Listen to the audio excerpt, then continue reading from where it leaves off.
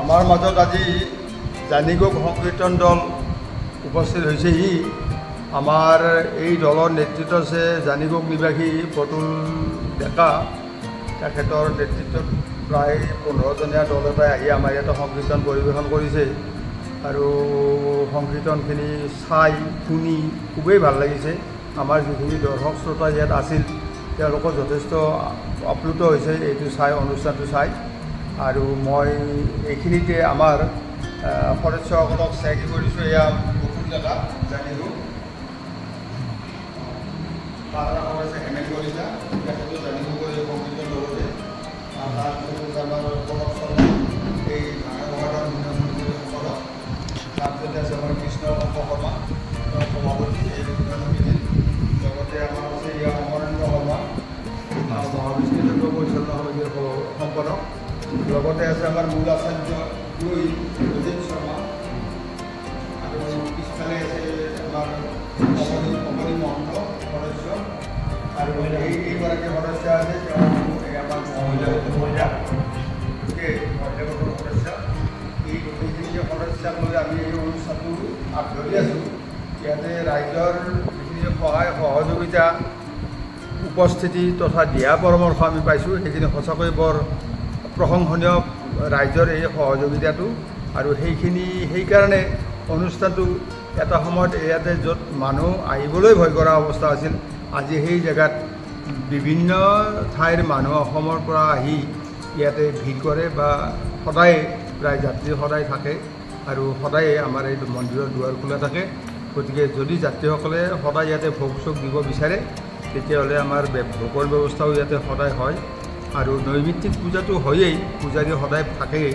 গতিকে মই ৰাইজক আহ্বান জনাম যে সকলো শ্ৰেণীৰ ৰাইজে যাতে ইয়ালৈ আহি আমাৰ ইয়াতে পূজা অৰ্চনা কৰাৰ লগতে বাবাক ভোগ নিবেদন কৰিব পাৰে বা বাবাৰ আশীৰ্বাদ লৈ সুখে শান্তিৰে বসবাস কৰিব পাৰে। মই সদৌতি ৰাইজৰ আমাৰ ধৰ্মানুষ্ঠানৰ এই বাবাৰ কৃপাত মংগল হওক তাকে কামনা কৰিছোঁ। সংকীৰ্তন দলৰ দলপতি হিচাপে আছোঁ, প্ৰতুল ডেকা, গাঁও জানিগোগ, জিলা নলবাৰী। আমি দলটি লৈ পেলাই একেলগে আহি ইয়াতে ভাংৰা থানত আহিলোঁ। আহিয়ে মই সুধি গম পালোঁ যে এই ভাংৰা থান স্থাপিত কেতিয়া হৈছিল। মই সুধিছিলোঁ, গম পালোঁ 300 বছৰৰো অধিক কাল আগতেই এই থানখন স্থাপিত হৈছিলে। ইয়াৰে মানুহে নাজানেই কোনে স্থাপিত কৰিছিলে, কেনেকৈ হৈছিলে, আগতে কেনেকৈ পৰিচালিত হৈছিলে। এতিয়া এটা সময়ত এনেকুৱা আছিল মানুহ আহিব নোৱাৰে ভয়তে, দিনতে আহিব নোৱাৰে, তেনেকুৱা এটা অৱস্থাত এই থানখন আছিল। এতিয়া সদায় ব্যক্তি ফোন কৰি ইয়াৰ সমস্ত গাঁওবাসীয়ে ইয়াতে বৰ কষ্ট কৰি পৰিশ্ৰম কৰি এই থানখন আগবঢ়াই আনিছে। আমি আহি বৰ প্ৰফুল্লিত হৈছোঁ, আনন্দিত হৈছোঁ। আৰু ইয়াত আজি আমি আহি নাম যি পৰিৱেশন কৰাৰ সময়ত আমাৰ বৰ আনন্দিত মন সকলোৰে। মই সুধিছোঁ মোৰ দলকো, চবেই ভাল পাইছে। গতিকে এই প্ৰাচীনতম যি থান, এই থানৰ আমি মানে সৰ্বতো প্ৰকাৰৰ উন্নতি কামনা কৰিছোঁ আৰু যাতে আমি ভৱিষ্যতে আহিব পাৰোঁ। ভাংৰাৰ থান বুলি ভাংৰা বাবা মানে ভোলে বাবা, এই ভোলে বাবাই আমাক শক্তি দিয়ক, আমি যাতে আৰু ইয়ালৈ আহিব পাৰোঁ, ইয়াত নাম পৰিৱেশন কৰিব পাৰোঁ। আৰু ইয়াৰে সমিতি সমন্বিতে সমূহ ৰাইজৰ সুস্বাস্থ্য কামনা কৰিছোঁ। সকলোৱে এনেকৈ থানখন জীয়াই ৰাখক, আমিও আহি থাকিম, ভাল লাগিব। ধন্যবাদ। মানে সভাপতি হিচাপে মই আছোঁ, যদিও মই ৰিটায়াৰ্ড হোৱাৰ পিছৰ পৰা ইয়াতে আছোঁ। আহি মই প্ৰথম জনাই নাছিলোঁ যে এই থানখনত যে এনেকুৱা এটা মানে প্ৰভাৱ হৈছে।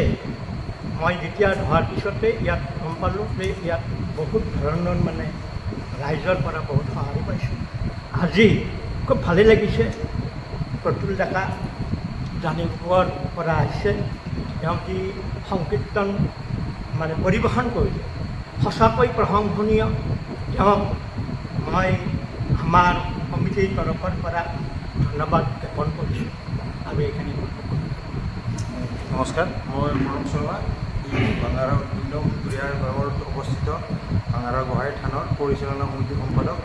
এই ভাঙাৰা গোহাঁই থানৰ ইতিবৃত্তটো গোটেই ক'ব নোৱাৰিম ময়ো, গতিকে মই এইখিনি ক'ব পাৰিছোঁ 600-700 বছৰ পুৰণি পেঙুৱা ৰজাৰ দিনৰ পৰা এই মানে থানখনৰ মানে যিটো মানে আৰম্ভণি এতিয়াৰ পৰা আজিলৈকে মানে এইখিনি অনুষ্ঠিত পাগলীয়া নদীৰ মাজতে বহুত ব্যাঘাত জন্মাই মানুহখিনি ইয়াৰ পৰা নদীৰ ইটো পাৰলৈ লৈ গৈছিলে গোটেই মানে এতিয়া যেতিয়া নতুনকৈ ৰাস্তাটো হ'ল বগল চকৰ পৰা আপোনাৰ এইফালে কমলপুৰলৈকে এই ৰাস্তাটো হোৱাৰ পিছত এই মানুহ আশে পাশে মানুহ উঠিল বসতি প্ৰধান হৈল সেই সময়ৰ পৰা আমাৰ থানখনৰ মানে পৰিৱেশটো অলপ হেৰি হৈছে গতিকে সকলো ৰাইজ আহে এই শিৱৰাত্ৰি পালন কৰে মহাবিষ্ণু যজ্ঞ আমাৰ 5 দিনীয়া কাৰ্যসূচীৰে অনুষ্ঠিত কৰা হয় তাত সকলো ভক্তপ্ৰাণ ৰাইজ আহে বাহিৰৰ পৰা আহি থানখনৰ আমি চেষ্টা কৰি আছোঁ থানখন কিমানখিনি মানে আগবঢ়াই নিব পাৰোঁ বা ভাল পৰিৱেশ এটা আনিব পাৰোঁ সমাজৰ বা গোটেই ৰাইজৰ সুবিধাৰ্থে যিখিনি পাৰোঁ সাধ্য অনুযায়ী আমি সেইখিনি আগবঢ়াই নি আছোঁ গতিকে আৰু যাতে আমি ইয়াতকৈ বেছিকৈ আগবঢ়াই নিব পাৰোঁ বা ৰাইজৰ সুবিধা কৰি দিব পাৰোঁ সেইখিনি লৈ মানে কৰিবৰ কাৰণে আমি চেষ্টা কৰিছোঁ গতিকে ৰাইজক অনুৰোধ কৰিছোঁ সকলোৱে আহক থানখনত যি ধৰণৰ পাৰে সহযোগিতা আগবঢ়াওক আজি আমাৰ প্ৰতুল দা তাৰমানে ডেকা প্ৰতুল ডেকা তেখেতেও আহি ইয়াতে সংকীৰ্তন পৰিৱেশন কৰিলে তেখেতৰ সংকীৰ্তন চাই আমি সকলোৱে বেছ আনন্দিত হৈছোঁ আৰু তেখেতে আগবাঢ়ি যাওক তেখেতৰ সংকীৰ্তনৰ দল আৰু ধুনীয়া ইয়াতকৈ ভাল মানে সংকীৰ্তন পৰিৱেশন কৰিব পৰা হওক তাকে মানে আমি কৈছোঁ বুঢ়া সংগ্ৰাই সেইকাৰণে আমাৰ বুঢ়া সংগ্ৰাৰ ওপৰতে ভৰসা আৰু তেওঁ আমাক যদি কৰিব নিব দিয়ে গোটেইখিনি কাম সুকলমে কৰি লৈ যাম গতিকে আপোনালোকে আহক ৰাইজেও আহক গোটেই ৰাইজ আহিলে আমাৰো সকলোৰে সেই হ'ব গতিকে এইখিনি কৈ মই আছোঁ এতিয়া আপুনি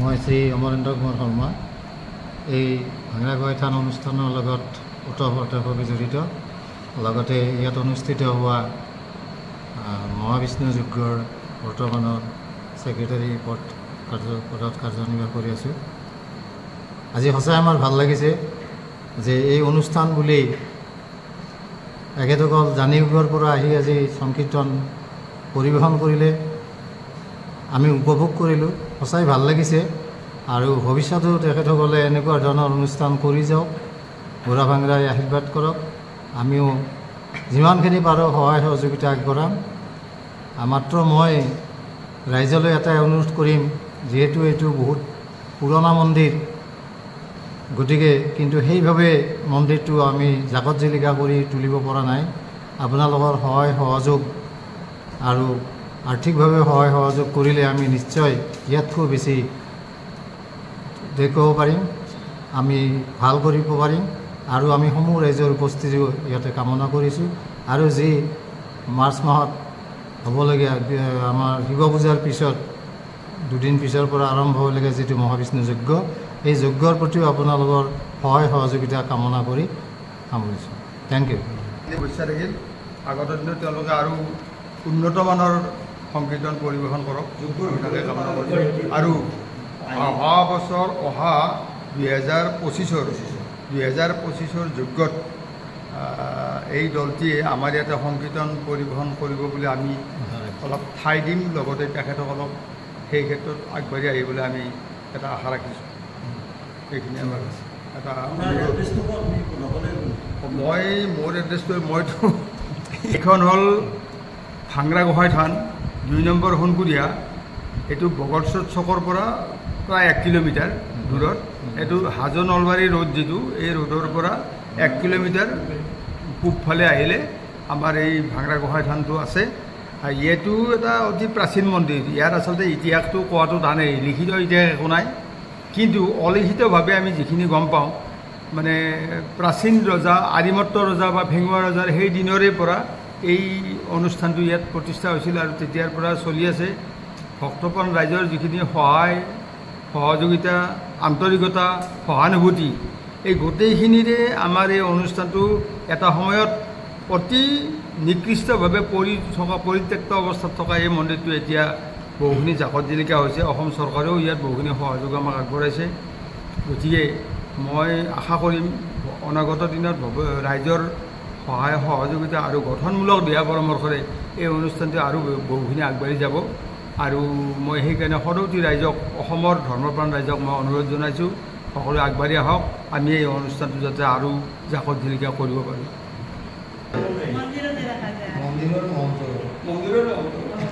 আমাৰ আটাইৰে শ্ৰদ্ধাৰ আৰু এই অঞ্চলৰ যি থান তাৰেই সভাপতি সম্পাদক তথা সদস্য সমন্বিতে এই সমিতিখনক তথা এই থানখনৰ মংগলৰ অৰ্থে মই এয়া এটা বৰঙণি আগবঢ়াইছোঁ।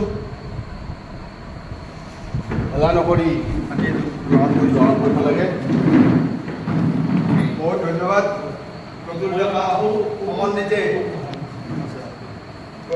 সমন্বিতে আপোনাৰ দলৰ সকলো সদস্যৰ উন্নতি হওক, দীৰ্ঘজীৱী হওক, সুস্বাস্থ্যৱান হওক আৰু বুঢ়া ভাগৰাই আপোনালোকক সদায় উন্নতিৰে আগবাঢ়ি যাওক। এই দলটোৰ ভৱিষ্যতে আৰু আগবাঢ়ি যাওক তাতে কামনা কৰিছোঁ। আপোনালোকৰ এই বৰঙণি আমি সাদৰেৰে গ্ৰহণ কৰিছোঁ। আপোনালোকৰ যি আশীষ আমি আটাই চিৰধাৰ্য কৰিছোঁ। নলবাৰী জিলাৰ হাজো নলবাৰী পথৰ বগল ৰোড চকৰ পৰা 1 কিলোমিটাৰমান পূবফালে গ'লেই 2 নম্বৰ সোণকুৰীয়া গাঁৱৰ মধ্যস্থলত অৱস্থিত ভাংৰা গোসাঁই থান পোৱা যায়। এই ভাংৰা গোসাঁই থানত আমি আমাৰ জানিগোগ গাঁৱৰ সংকীৰ্তন দলটিয়ে যোৱা 22 ছেপ্টেম্বৰ ইংৰাজী তাৰিখে সংকীৰ্তন নাম পৰিৱেশন কৰিবলৈ গৈছিলোঁ। তাতে আমি নাম পৰিৱেশন কৰিলোঁ। নাম পৰিৱেশন কৰি আমাৰ দলটিয়ে এক অনাবিল আনন্দ পাইছিলোঁ আৰু তাত থকা উপস্থিত ৰাইজেও আমাৰ নাম চাই নাম শুনি আপ্লুত হৈছিলে। এই ভাংৰা গোসাঁই থানখন সঁচাকৈয়ে অতি মহিমামণ্ডিত। এই থানখনত যিয়ে পবিত্ৰ মনেৰে সেৱা কৰে, প্ৰাৰ্থনা কৰে, তেওঁলোকে সেই ধৰণে ফল পায়। এই থানখন প্ৰায় 300 বছৰমান আগৰে পৰাই চলি আহিছে। আৰিমত্ত ৰজাৰ যি ৰাজত্বকাল, সেই সময়ৰ পৰাই এই থানখন চলি আহিছে বুলি তেওঁলোকে ঠাৱৰ কৰে। এই থানখনত প্ৰতি বছৰে কৃষ্ণ শিৱ চতুৰ্দশী তিথিত মহাশিৱৰাত্ৰি পূজা উদযাপন কৰা হয়। ইয়াৰ উপৰি এই থানখন শিৱৰ অৰ্ধনাৰীশ্বৰ ৰূপৰ তীৰ্থস্থান। সেয়ে ইয়াত স্থানীয় ৰাইজে কালী পূজাও কৰে। এই কালী পূজাত পঠা ছাগলীৰ 108 টুকুৰা মাংসৰে মা কালী দেৱীক আহুতি প্ৰদান কৰে। ইয়াৰ উপৰিও মহাশিৱৰাত্ৰি পূজাৰ পিছৰ যিটো শুক্ল প্ৰতিপদ তিথি আহে, এই তিথিৰ পৰা 5 দিনীয়া কাৰ্যসূচীৰে ৰাইজে মহাবিষ্ণু যজ্ঞ উদযাপন কৰে। এই যজ্ঞ এক বৰ্ণাঢ্য কাৰ্যসূচীৰে পালন কৰে। ইয়াত মেলাও হয়। এই থানখনত আৰু এটা বৈশিষ্ট্য আছে, সেয়া হ'ল নৱেম্বৰ মাহ মানৰ পৰা ফেব্ৰুৱাৰী মাহ মানলৈ ইয়াত বিভিন্ন প্ৰজাতিৰ পৰিভ্ৰমী চৰাই ইয়াত আগমন হয়।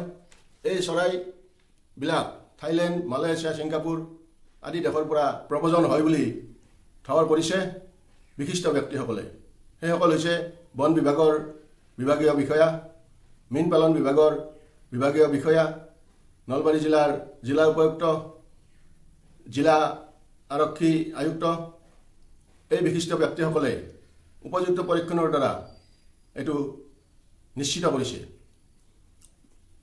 যে ইয়াতে নৱেম্বৰ মাহ মানৰ পৰা ফেব্ৰুৱাৰী মাহ মানলৈ দূৰ দূৰণিৰ পৰা বিভিন্ন স্থানৰ পৰা বনভোজ খাবলৈ দলে দলে মানুহ আহে আৰু ইয়াতে বনভোজ খোৱাৰ কাৰণে যথেষ্টখিনি সুবিধা পৰিচালনা সমিতিয়ে কৰি থৈছে।